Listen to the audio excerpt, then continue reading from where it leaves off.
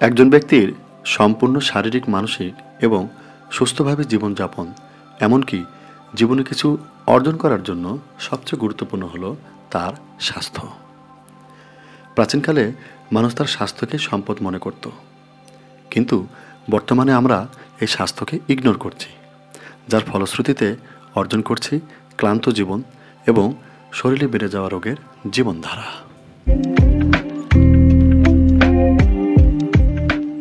Actually স্বাস্থ্যকে lifelong healthy রাখার secret আমাদের বডিতেই আছে।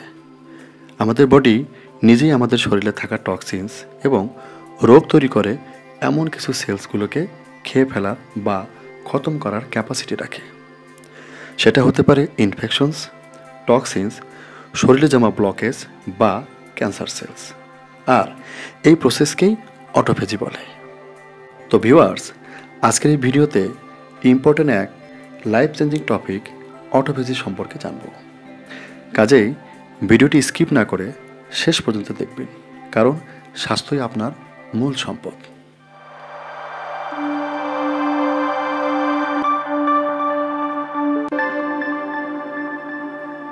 সবার প্রথমে জানব অটোফেজি কী এবং কিভাবে হয়।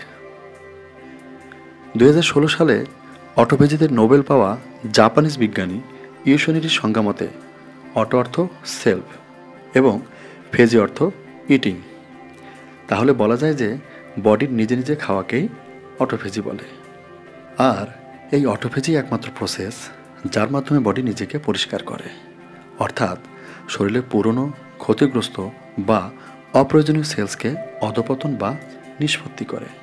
ফলে শরীর হয় রোগমুক্ত এবং বার্ধক্য দেরিতে আসে। প্রাচীন সময়ে মানুষের ডায়াবেটিস, থাইরয়েড ও ক্যান্সারের মতন রোগ হতো না। মানুষ 100 বছর পর্যন্ত বাঁচত, তাও আবার ফিট এবং হেলদি। কিন্তু কেন? কারণ ওদের বডি ঠিকঠাক মতন অটোফেজি করত। ওরা তাদের নিজস্ব লাইফস্টাইলে রুলস অনুসারে চলত, যেটা বর্তমানে দেখা যাচ্ছে না। সেটা হলো ফাস্টিং এবং খাওয়ার সঠিক রুটিন। ওই সময়ে মানুষ সকালে একটা হেভি নাস্তা খেয়ে কাজে বের হতো। কাজের প্রয়োজনে তাদের ওয়ার্কআউটও হতো, আর সন্ধ্যার আগে তাদের শেষ খাবার খেত।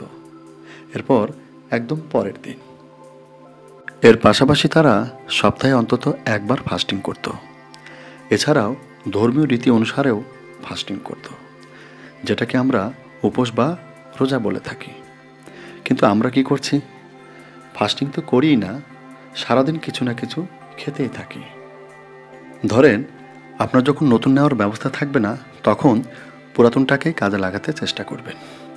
আপনাকে যদি বাইরে থেকে কোনো খাবার দেওয়ার সুযোগ না থাকে, তখন কিন্তু আপনার ঘরে থাকা পচা, বাসি যে ধরনের খাবারই হোক না কেন, সেটাই খেয়ে বেঁচে থাকার চেষ্টা করবেন।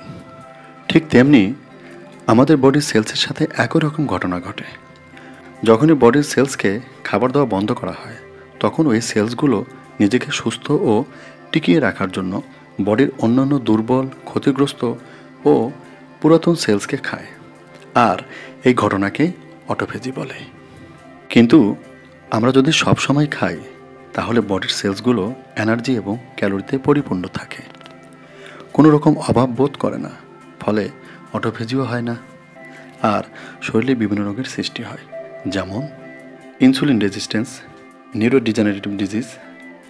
এই রোগগুলো ব্রেনে থাকা নিউরন সেলসের অধঃপতনের ফলে সৃষ্টি হয়, যেমন অ্যালজাইমার ডিজিজ, ভুলে যাওয়ার রোগ, পার্কিনসন্স ডিজিজ, হাত পা কাঁপুনি ও মাসলসের নড়াচড়ায় অসুবিধা। এছাড়াও অটোইমিউন ডিজিজ, যেমন রিউমাটয়েড আর্থ্রাইটিস, সোরিয়াসিস, এইজিং অর্থাৎ বার্ধক্য এবং ক্যান্সারের মতো মহামারী রোগ। তো এখন কথা হলো, আমরা কিভাবে অটোফেজি করব? 3 ভাবে আমরা অটোফেজি করতে পারি, যেমন ইন্টারমিডিয়েট ফাস্টিং, লং ফাস্টিং, কিটো ফাস্টিং। বর্তমানে 2টা ফাস্টিং খুবই ফেমাস। এক ইন্টারমিডিয়েট ফাস্টিং এবং দ্বিতীয়ত কিটো ফাস্টিং। ইন্টারমিডিয়েট ফাস্টিং খুবই সিম্পল। এক্ষেত্রে আপনি 16 থেকে 20 ঘন্টা কিছুই খাবেন না, আর বাকি সময় আপনার যা ইচ্ছে তাই খেতে পারেন, তবে জাঙ্ক ফুডস না খাওয়াই ভালো।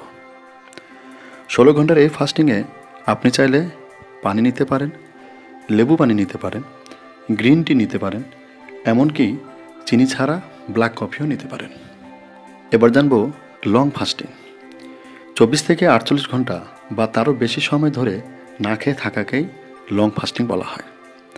ইহা সপ্তাহে একবার করতে পারলে যথেষ্ট। সেলসকে ক্লিন আপ এবং রিজেনারেট করতে, এমনকি দ্রুত ওজন কমাতে লং ফাস্টিং করা হয়। কিটো ফাস্টিং বা কিটো ডায়েট।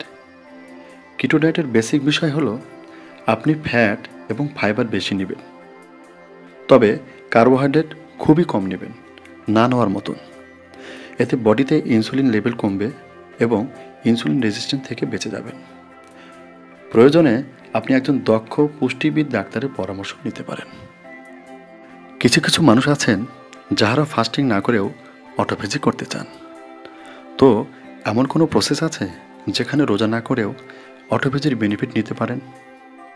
আমার উত্তর হলো হ্যাঁ, আর সেটা হলো এক্সারসাইজ। আপনি এক্সারসাইজ করেও মিনিমাম অটোফেজি করতে পারেন, তবে সেক্ষেত্রে ওয়েট গেইন এক্সারসাইজ সবচেয়ে বেশি বেনিফিট দিবে। তো ভিউয়ার্স, আপনার শরীরকে সুস্থ ও রোগমুক্ত রাখতে এবং বয়স ধরে রাখতে সপ্তাহে একদিন ফাস্টিং করবেন, অথবা দিনে 2 বার খাবেন। সব সময় খাবেন না, খাবারে যতটা সম্ভব কম সুগার নেবেন, এক্সারসাইজ করবেন আর নিজেকে সবসময় অ্যাক্টিভ রাখবেন। সবশেষে বলবো, সুস্থ থাকুন, সবল থাকুন। ভিডিওটি ভালো লাগলে লাইক, কমেন্টস ও সাবস্ক্রাইব করুন। আর হেল্পফুল মনে করলে ভিডিওটি শেয়ার করার অনুরোধ থাকলো। ধন্যবাদ।